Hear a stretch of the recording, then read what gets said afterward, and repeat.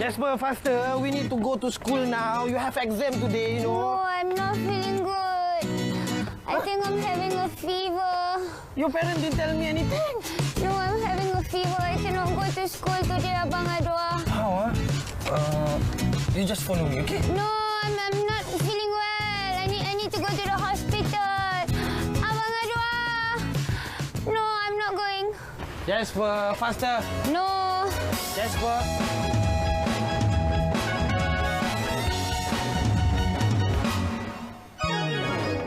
Our story began, create a history, example to our people and vision. Stand together, achieve our dreams together.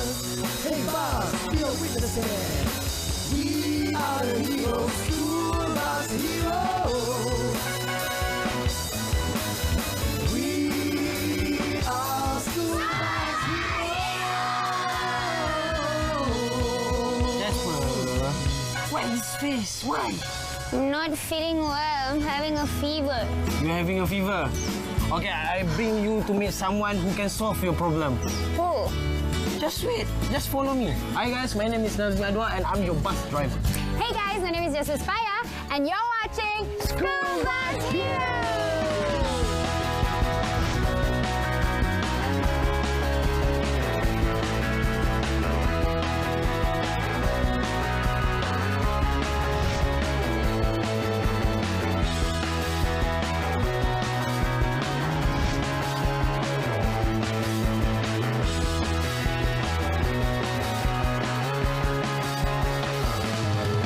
Hey guys, welcome to today's episode of School Bus Heroes. With me, your host Jasper Spaya. And your driver, Abang Adwa. We have a very special hero with us today. We have Dr. Zul. Yay!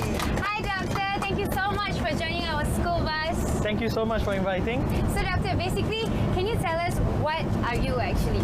What makes you a doctor? Well, I went to medical school and Alhamdulillah, I passed the exam. So I'm a doctor. So you're an anesthetist. Yes, I'm an anesthetist. I had a formal training in anesthetist. So it's part of the specialization. So at first you finish medical school, so you finish all the subject and things like that.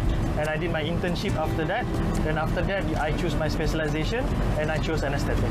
Wow. So Doctor, maybe you can tell us a little bit about your throwback moments in school, primary school or secondary school, or what is your favorite subject that made you what you are today? Actually, my favorite subject is mathematics.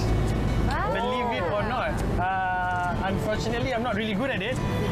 But after a lot of practice, then I did well in mathematics. But science subject, biology, chemistry and physics, all of that sparked interest in me. So I love to see how, kind of even the most simplest thing, like I think everybody learned this in Form 4, Form 5, I can remember, photosynthesis, where plant make food and things like that. So from that, it kind of like sparked my interest to know more, and I believe a long time ago, I think this is when I was in Form 1 or something, my mom bought me this encyclopedia. I still have it at home. I still keep it until now. I keep on looking at it again and again and again because it was at that time when I was small, it was so interesting. So looking into the encyclopedia about science and biology, it kind of like compressed everything into 4 books. But yeah, I mean, looking through that book, that kind of start my interest in science. So Doctor, looking back to how you grew up until what you are today, a hero, so what really inspired you the most? The moment you ask that question, there's only one person in mind actually, my brother. Oh. Yeah, so I am the youngest of 3 siblings. I have my brother and my sister. So I think to me, if you ask me who's my hero and who I look up to, is my own brother. One of the biggest reasons is because he worked very hard and he paid for my education. Wow. So I owe him a lot.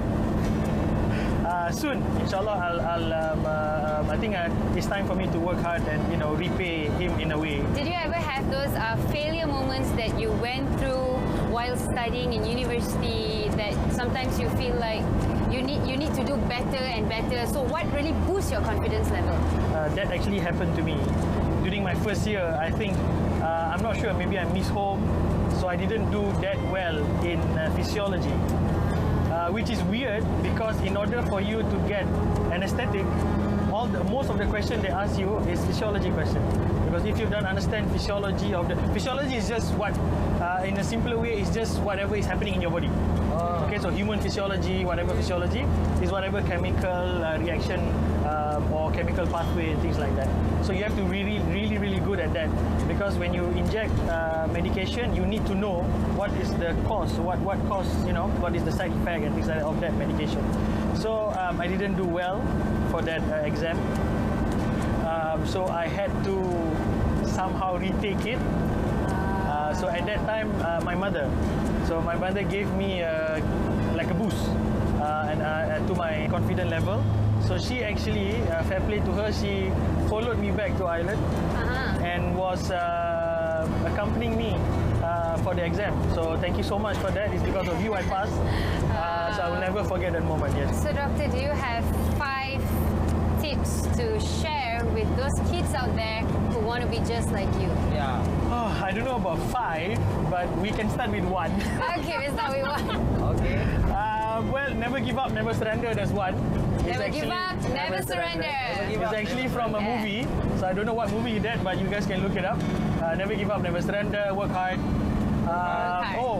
Never cross your mother. I think to me, mother is very important. Yes. So do not make your mother unhappy. It's very difficult. So respect your parents, your siblings, your brother. Like to me, like I said, if my brother didn't work very hard, I would not be a doctor. And if my mother didn't accompany me for my exam, I don't think so I did well.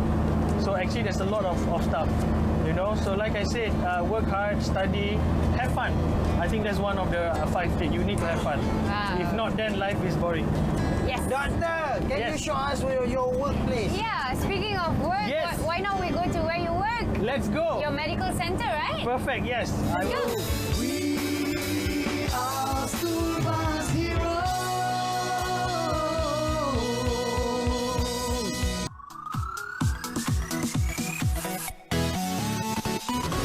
Yay! Wow! Doctor, so this is where you work? Yes, so this is where I work. Wow. Doctor, can you show us around? Okay, I'll bring you inside. Let's go. Let's go.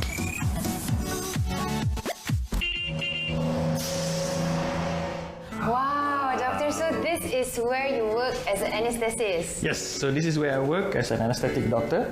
So this is the operation theatre. So all the procedure is done here. As you can see, that's the bed. That's my anesthetic machine over that side. So I keep the patient anesthetized throughout the surgery. So I use that machine to keep you alive. How do you keep them alive? Using the machine. It's a long procedure. So if I want to explain to you, I can. But the shorter version of it, when you come to the table, obviously I try to keep you calm. You will have a cannula at that time. I put an anesthetic drug through your vein, and then at that time you will fall asleep. That's why we have the machine. So the machine will communicate. So once the patient is asleep, so we know the drugs is enough. Is actually even before the surgery itself, will calculate according to your gender, according to your age, according to your social status and things like that. So we calculate the amount of drug needed to put you to sleep. When we inject the drug, and then that will keep you asleep, but we have to maintain. So first is a procedure called induction, whereby we'll induce the patient to sleep. So for patient, what you experience is just you falling asleep, and that's about it. I'm quite scared to be in this room. I don't know why. Are you scared, doctor? Every day you see patients. I think to be honest, I was. When I was an intern, when I was starting my training, I was. But after a while, you get used to it. You get used to the noise. You get used to the smell. You get used to the bright light. We haven't actually switched on the light, but it is actually very, very bright inside here. But once we switch it on, it's just a different area. Like now, this is just just us. But we have a lot of team. We have the surgical team, we have the anesthetic team, and we have the nursing team. So all these team work together. How many people are around this table during the surgery? It depends. It depends on what type of surgery, who is doing the surgery and things like that. Usually there will be a consultant and also a helper, and then the nurse. So I think about minimum 2 or 3 around. If it is simple, straightforward procedure, it can go up to 6 or 7 depending on what type of surgery you are doing, and even more. Haven't include the anesthetic side of it as well. Wow. Doctor, can it be something wrong when we do? Yes, actually there will be a. What is the worst thing that can go wrong? Well, the worst thing is patient will die. That is one of the worst things that could happen. But obviously we are trained to identify what can go wrong and things like that. That's why we have the machine. Once the patient is induced and asleep, I intubate them depending on what procedure we are doing. So we put a tube in through the vocal cord, we secure that, and then we connect to the machine. The machine will breathe for the patient. So because once you are asleep, you are not breathing. Oh, that means our heart don't. No, not the heart. It's not the heart that is stopped. We don't want the heart to stop. But the anesthetic agent could cause your heart to go slower. So we call it bradycardia. So there's always a drug that we can give to bring you back to normal. But once we put you to sleep and you are induced, you are anesthetized, you don't actually breathe. So that is where I come in. I make sure that you breathe. So anesthetic in a simple word is I induce, I'll maintain, and I'll wake you up. So that's the 3 things that I do. So cool, doctor. So doctor, apart from being a doctor, you're also the CEO of this medical center, which means this is not your only office. No, this is not. So maybe you can show us your real office? Yes, Show us more. Of course. So apart from this, I have my office where I manage the whole medical center. So I can bring you to the office and see. Not as excited as this, but Let's go. Maybe I can apply work here. can definitely. You are our bus driver, Abang Anwar. Let's go. How I can? Let's go, doctor. Show us the way, doctor. After you. All right. Wow. So doctor, this is your second office apart from the operation theatre? Yes.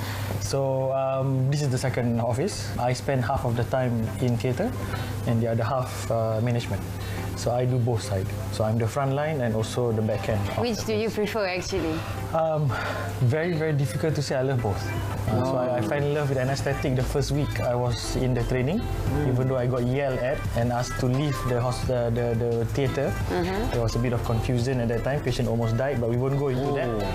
So doctor, actually, how many, what you have inside? What? Equipment? Staff. Staff and what actually you do here?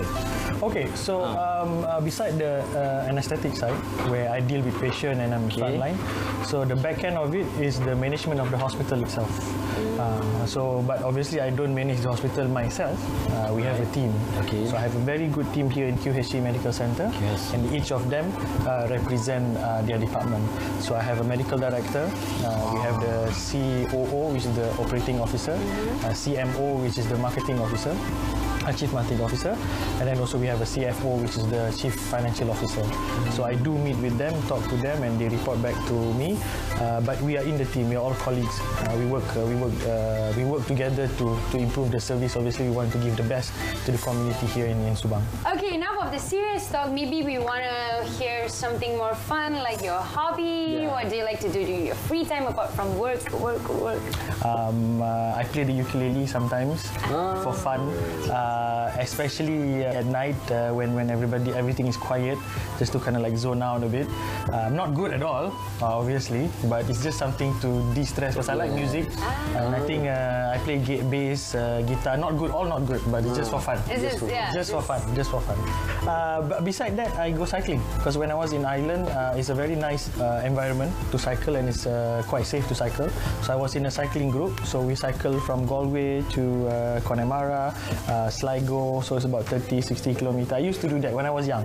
I still do it now, but not as often. So maybe you can bring us for a cycle trip? Yes, definitely. So you guys ready? Let's go! Doctor, why you put inside me, doctor? Doctor, I don't want to be dead. Doctor, please. Yeah, you won't die. Don't worry. Doctor, where are you? I can feel my arm. I can feel my leg. I am right here. Doctor, where's my mom? I want my mom.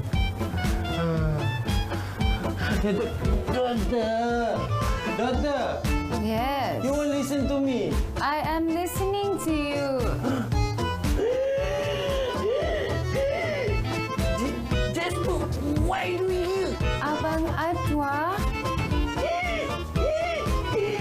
I'm going to die. Ya, Abang Adwa. Abang Adwa.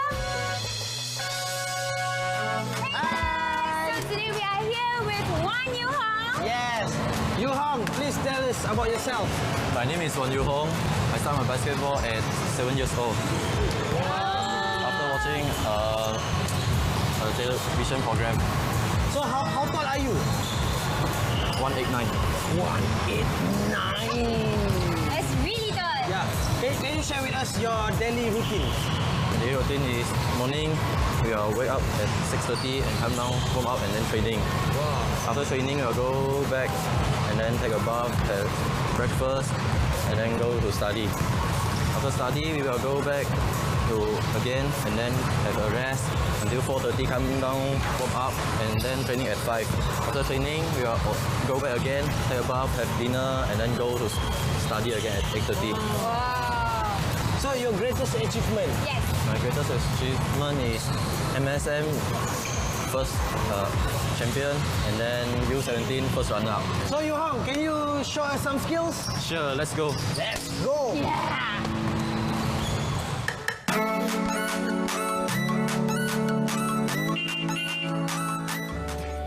Cycling combines physical exercise and exploring new places.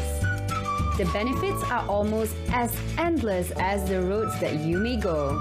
So do give it a try. Okay, I'm very proud of him because he's very helpful. He likes to help people, and not only in Malaysia, but he feels like he has to go to other countries to help.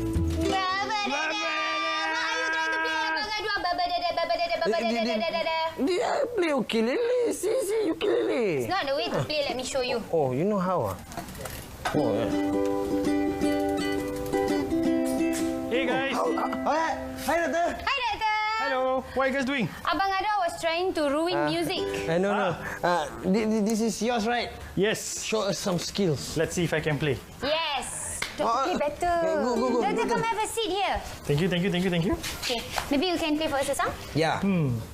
What's the thing just now? I forgot already. C, E, F. Correct. All right. Maybe Doctor can play for us a song? Okay. Okay. We try. Let's do it. We try. All right. Okay. You guys go barge in whenever you guys are ready. All Okay. right. All right.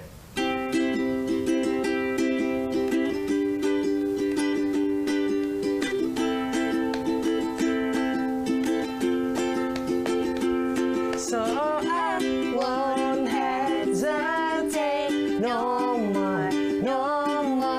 It cannot wait.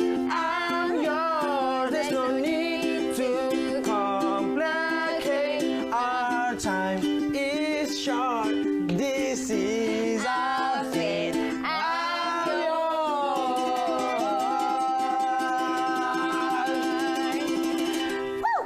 Abang Adwa, I didn't know you were a dancer too. No. Maybe you can show us some moves later. Just the shape, go up. Yes. Okay. Anyway, Doctor, you were really amazing. Yeah. And it's so amazing to see a doctor that actually has a hobby that involves arts and music Yeah. apart from studying and education.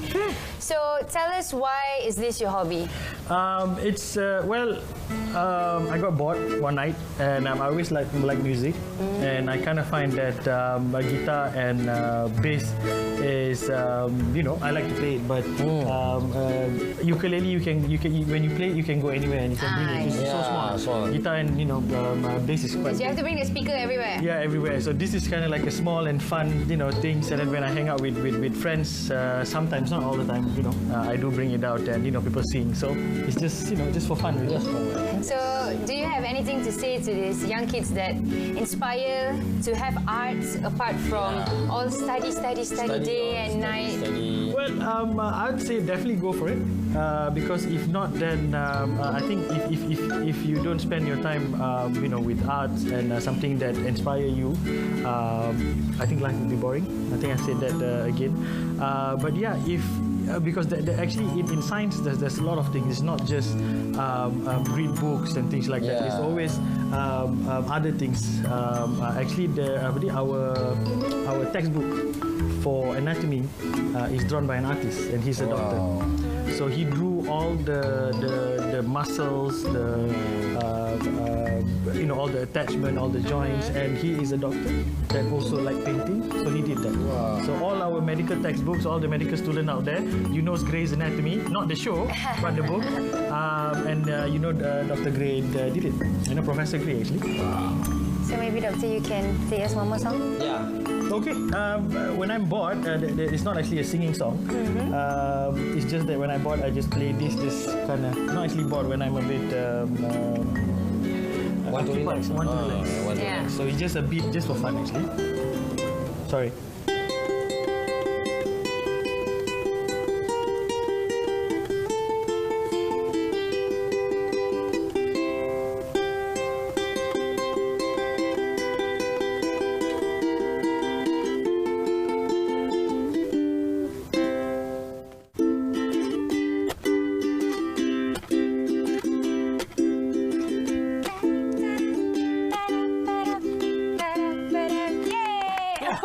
Sampai terjatuh.